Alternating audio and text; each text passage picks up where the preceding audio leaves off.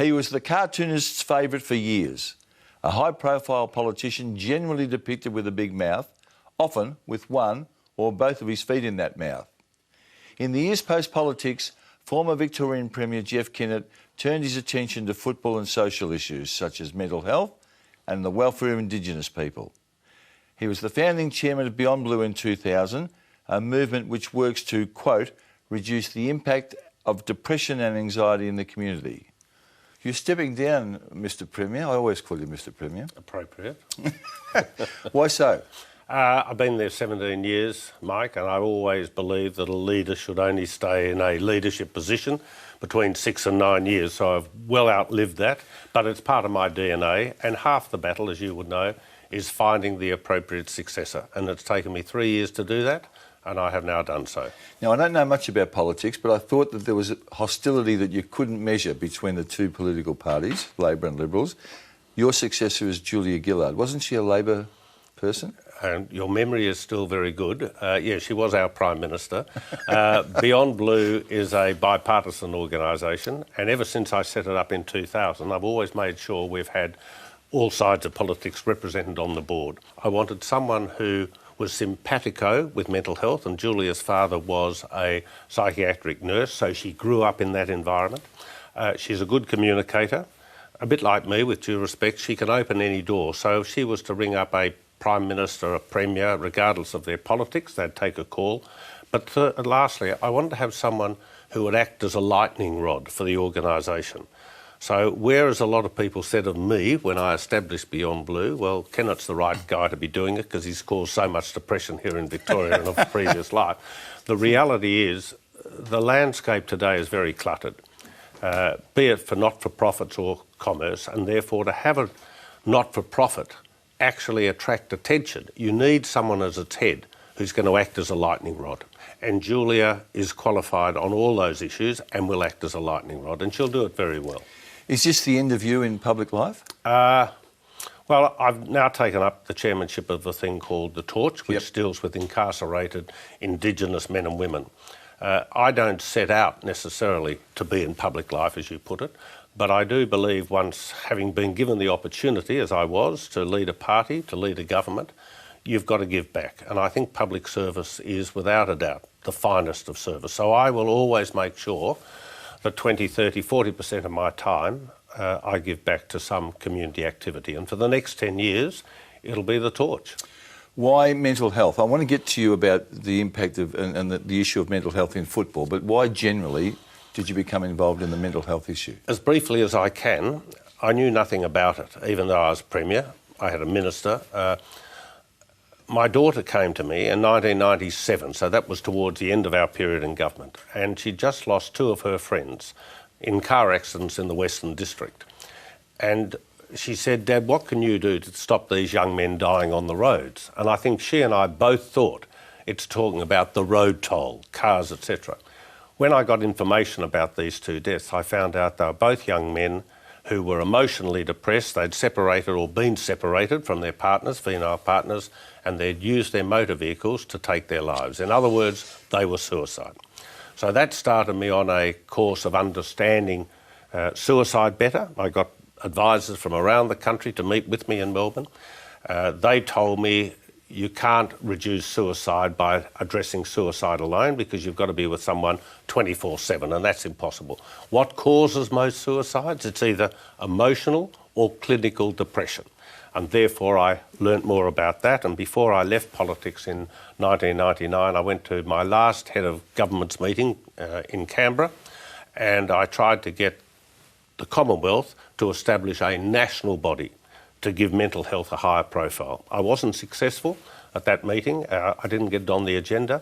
After I left politics then, both the then Health Minister, Michael Wooldridge, and my successor here in Victoria, to his credit, Steve Bracks, gave me the wherewithal to start what is now known as BeyondBlue.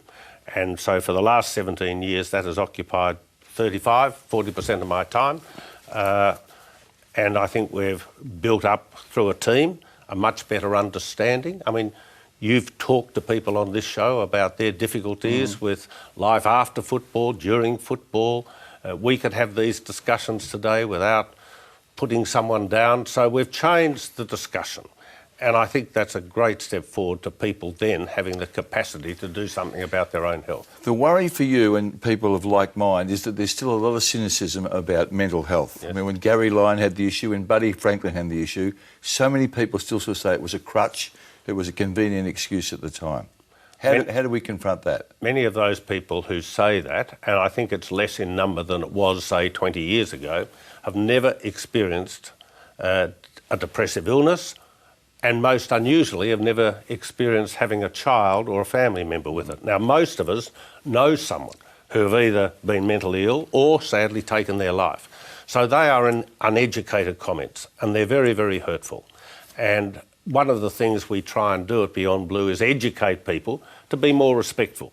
So if you were to suggest to me what is the one thing I would like in my life to be able to deliver, it would be to remove discrimination in all shapes and forms. Well, let me interrupt you. Are you the same Jeff Kennett that used to use barbs throughout his time in Parliament? I mean, there were no restrictions on you when you were in question time, were there?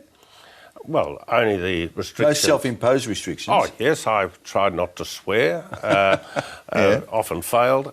Look, yes, you are the same person. This idea that you're mature or something like that, what you do as you progress through life is you learn. And you and I are both much better educated people today than we were 20 years ago or 40 years ago. So I was heading a government last century. Last century. A lot's happened since then. The sadness is, I think, that if every day of your life you're not learning more. So am I different? No, I'm not different. But I have learnt throughout my life. Okay, you've had the BeyondBlue experience and your time as president of Hawthorn. Is the mental health issue a big factor in football, amongst footballers? Yes, there's no doubt about it, but not just football, all sports. No, but specifically because we're a football program. Oh, How gosh, concerned that's are you new about? knowledge. Well, there's 800 blokes playing football, and Yep. there's hundreds more who have been in and out of the system. Yes, it is a big factor, and it's a big factor for a number of reasons. These young men get identified early, high expectations, some get picked up for AFL football. Again, expectations they put on themselves, put on by family, put on by friends, then put on by the club, then put on by the supporters. So they're really they're in a pressure cooker. Secondly, most of them don't do extra training that is sufficient enough for them to prepare for life after. Yep. And you know, the average life of a footballer is playing life is about 3.5 years now. Some last longer, some shorter, but it's a fairly short life. The great worry I have now is that so much is expected of a player through training. There isn't enough time left for them to be actually pursuing a proper education. And that then leads to another issue, which is the number of players who are gambling. And they're gambling because when there's downtime, they can get on their phone. Most of them are gambling on horse racing. They can turn their phone on, they can place a bet, they can watch the race, and then they can move to the next race wherever it is in Australia. So it is a huge problem, and it is only going to get worse unless something happens. There were two players been publicised for their mental health issues of recent times, high profile. The ex-Melbourne captain Gary Lyon and Buddy Franklin. Both of them had links to Hawthorn. Gary's father played for Hawthorn. Buddy was a Hawthorn player in your time. Did you seek them out? I don't think it's right for me to talk about individual cases, if you don't mind. I think that's incorrect. But I can tell you this, at Hawthorn we did introduce a program where every player had to be involved in some sort of education program. I don't think that's enough anymore because the training requirements are so high. I will say this though, I think there is an opportunity for us to look at what they do in America, where sportsmen and women work through the college system, where they work in a disciplined system, where they work in a system that gives them an education for life after sport. I worry, I cringe at a number of sportsmen and women I know today who are coming towards the end of their careers, and I don't know what they're going to do. No, and they don't. And they don't. Yeah. And their peer group has moved on. Their income is going to be cut off very, very quickly, and they have nothing behind them. So when at Hawthorn many years ago, I said our first responsibility as a board was to governance, our second was to the welfare of our players and our employees. Makes no difference. And I think that should be the criteria for every board or every sporting organisation. You hold that child in trust for a period of time and you have a responsibility to make sure that when their days are over, you have prepared them for what lies ahead. When we come back, Jeff, let's talk about your relationship with one Alistair Clarkson. You were seen in your political days as totally self-assured, even to the point of brashness and some would say arrogance. Did that ever worry you? No. No. Was it true? Well, this is where I have difficulty with this sort of word arrogance. People say an individual is arrogant, often because they don't agree with what you're doing. And therefore they want to label you in some way or another. I was always just part of a team, right? But you've got to be the lightning rod, whether it's as a premier or whether it's president of the club or whether it's head of BeyondBlue, you are the lightning rod. You've got to make sure you have good governance, you've got to look after your staff, etc., etc. And then you've got to put in programs that you apply consistently where the people you lead themselves recognise that you're ultimately delivering. No point me being president of Hawthorn today saying, we're going to be the best club in the world. That achieves nothing. You've actually got to do the work. So, yes, people call me arrogant, among other adjectives, etc., but it doesn't worry me at all. I couldn't give a damn. In fact, sometimes I think you're flattered by that. No, I'm not flattered by it, but I just don't worry about it. Life's too short. Okay, it is for us too. You changed the constitution at Hawthorn so that the president could serve only 2 3-year terms. I find you're consistent in a way on this, but I find you inconsistent. You spent so much longer at BeyondBlue, 17 years. Clarko is now in his 12th or 13th year at Hawthorn. I'm not quite sure where you stand on that. Do you think Clarko should... Clarko? Yeah. Well, ultimately that's up for others, but you're right. I think 6 to 9 years is the most productive time you can stay as a leader of an organisation, unless your role changes dramatically. If you haven't achieved what you want to in that period of time, you might as well move on and let someone else do it. If you haven't achieved, you should go anyway, right? So either way, succeed or fail, you ought to move on. Yes, I have my views about the length of service of coaches. I mean, most coaches go mad over time, as you know. The pressure, the expectation, it's a tough gig. But specifically Clarko, he has some very, very good values.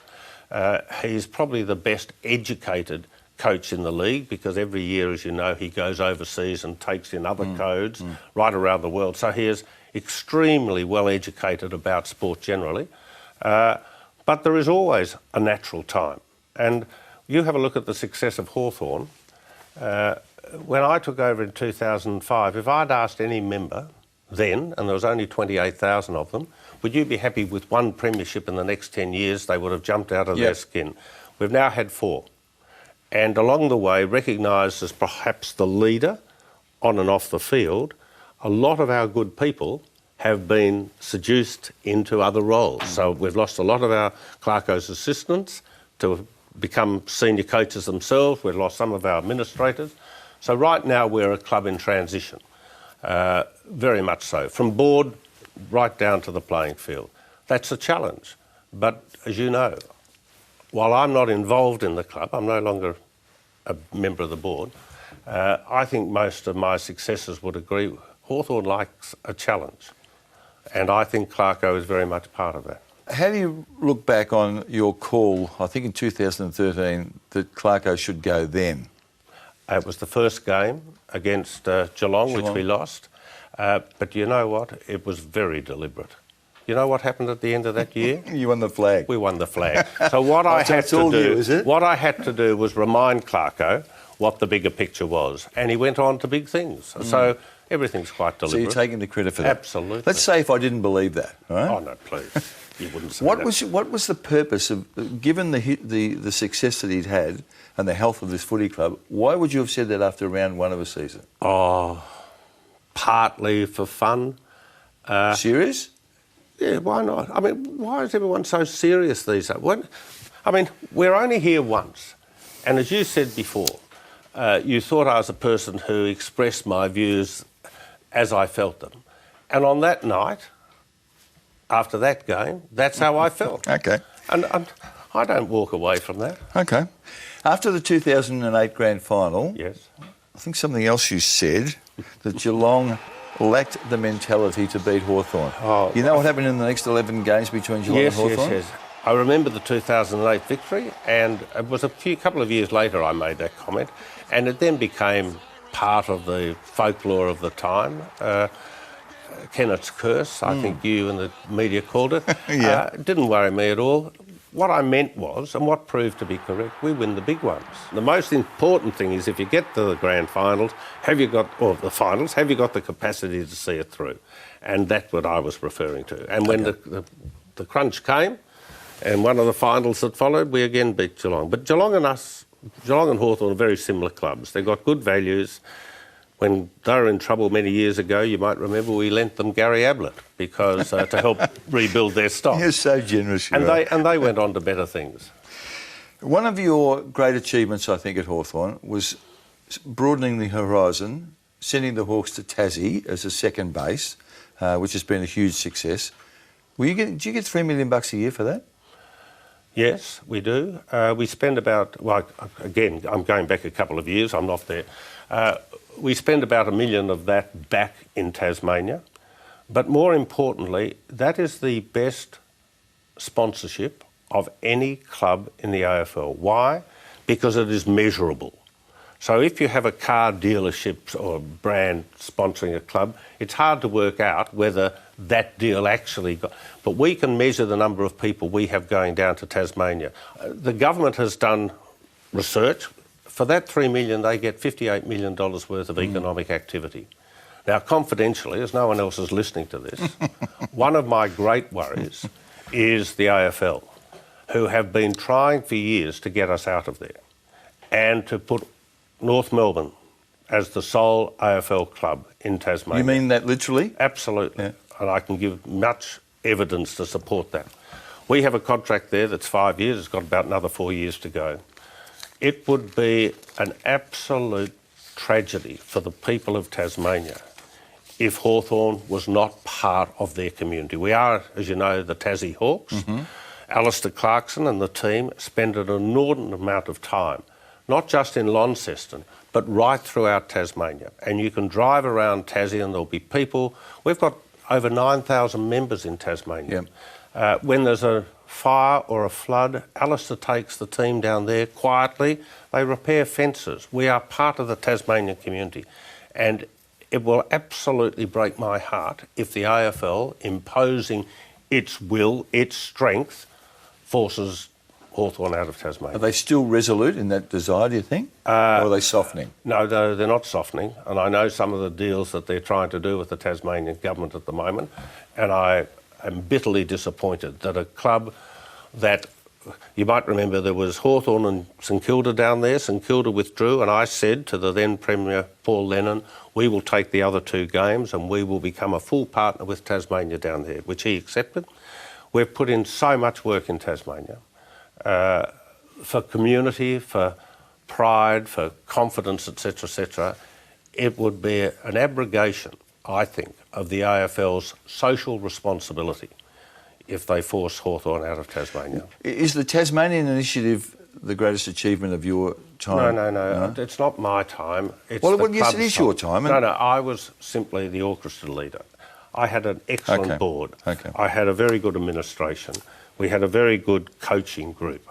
We worked together. We didn't always agree on everything, but in order to push out good outcomes, you need to have disagreements where you think they're right. You've got to be able to stand up and argue a point. And so we're now a club in transition. We've had a wonderful period of time. We're going to have to earn our stripes again. And that's from the board down. I want to ask you about one of the, I thought, odd moves of your time.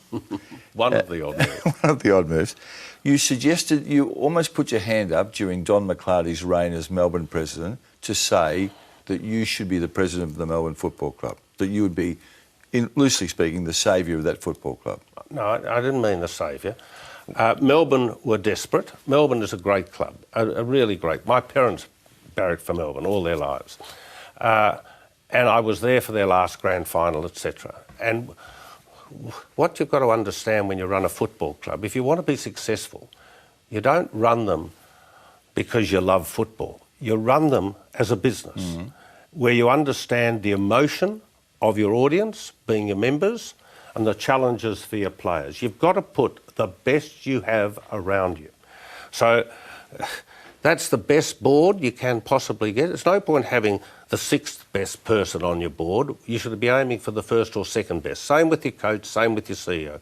Melbourne were not in that position. So I made the offer, yes, that is true, because I thought, based on whether my experience in running a government, Hawthorn, BeyondBlue, any of these things, that I had proved that I could deliver a good team of people to deliver an outcome. So to me it was just a challenge. And partly it was a challenge to respect my parents' love of their particular club. Is there one thing that you particularly regret saying or doing? One that stands alone? No, because you can't change it. Why worry? No, but that doesn't mean you can't regret it. But what's the point of regret? Well, I mean, you can't change it. But then we don't learn. What one thing do you regret? Well, there's 100. But well, there you are. But you're the subject. I'm no, interested in but I'm just saying, what a silly question, with due respect. Oh. with due respect. I mean, okay. That's the point, isn't it? Okay. Now, hang on, let me just make the point. So many people waste so much time and get in so much trouble internally because they're dealing with yesterday. Okay. And they can't deal with the problems of yesterday to enjoy tomorrow. So there's lots of things that I've done that I probably regret. But I've got to say to you, I can't change it, so why dwell on it? Gerard Healy's of your view. Gerard Healy's always of the view, no rear vision mirror. No. Just always look ahead. Except with one exception, that you learn all the time. You're always learning. I've got a multiple choice question for you. Is Alistair Clarkson A, easy to manage, B, difficult, or C, impossible? All of those things. A, B and C. If you had to make one choice, would you be closer to C than A? C being impossible? No, I wouldn't. Look, I love my relationship with Alistair, and I love the differences we had from time to time. It was a bit like the old bull and the young bull. But you've got to remember, no one is more important than the whole, a president or a coach. And we're all there as servants of, in our case, the history that is Hawthorn.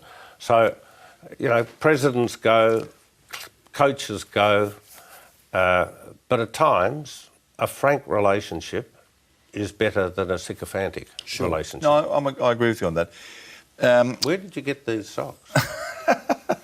I mean, I got them from St Vincent de Paul. Is that okay? Do you wear these to distract your guests, or is it they're very different, aren't they? Do you know? Don't take over. Right? Do you know that at the end of this year, Clarko will have gone past John Kennedy as the longest-serving coach at Hawthorn? Yes, and I know what you're trying to get me to say all the time. You've been trying it before, but there has been no greater successful coach than Alistair Clarkson at Hawthorn. We love John Kennedy, that first premiership. We love the timbre in his voice today. He is one of the anchor points of Hawthorn in terms of the Hawthorn family club and the culture, etc., etc. But Alistair is still the most successful coach. He is. What do you think of Donald Trump?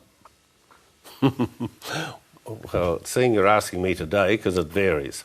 I like the way he shaped up the United States and perhaps shaped up the world.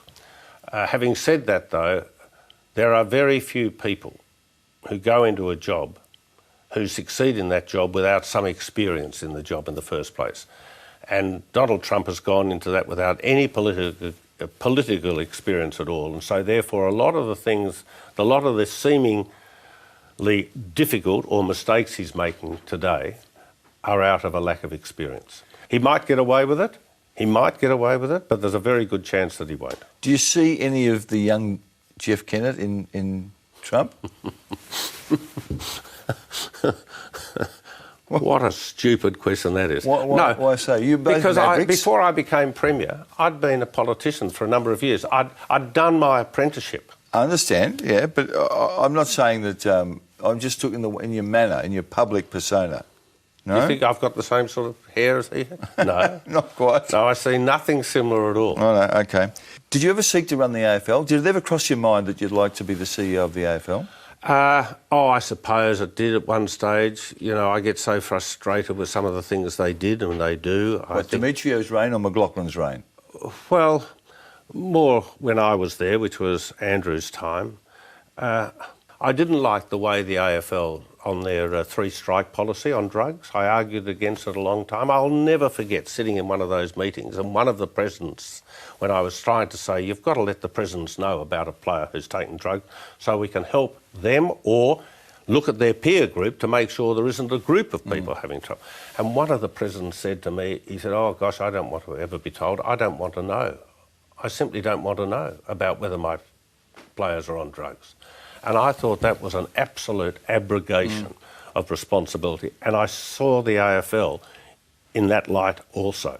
The AFL have been, as you know, at times, great bullies in terms of the way in which they act. And that has not been good for the competition. I think it's better today under Gill, I do say that. But I think there are still a lot of issues that can be addressed better. Did you have a drug problem with Hawthorn in your time? Not that I'm aware of, and I say that honestly. No one ever told me that we had a player with a problem from the AFL or elsewhere.